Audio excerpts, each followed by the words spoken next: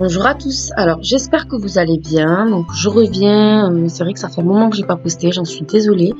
J'ai eu des petits soucis de santé, des petits problèmes de tension, j'étais épuisée, donc j'ai voulu faire passer ma santé avant tout le reste.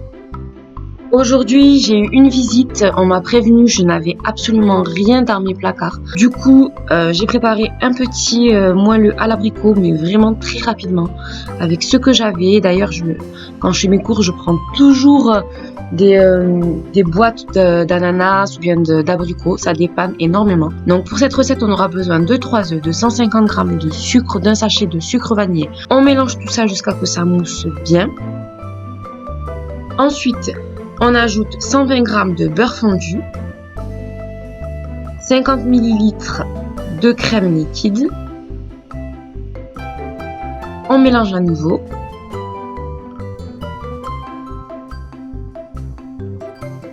Ensuite, on va tamiser 100 g de farine.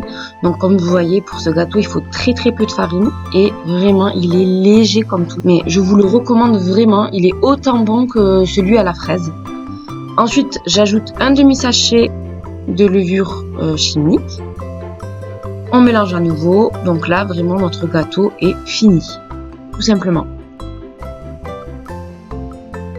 J'ajoute la moitié de ma préparation dans un moule à manquer.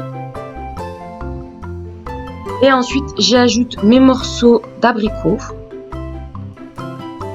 Ensuite, je me suis rendu compte bien plus tard, mais on peut le voir sur la vidéo, que je n'avais pas fermé mon moule à manquer. Du coup, l'appareil, elle a fui sur les côtés.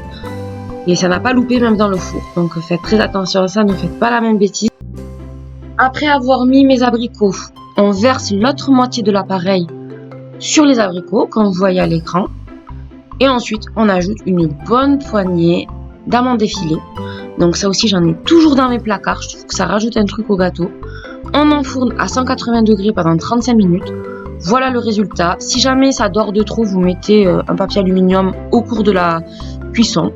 Et vous pouvez déguster. Donc vraiment un gâteau très bon. Mes amis ont adoré.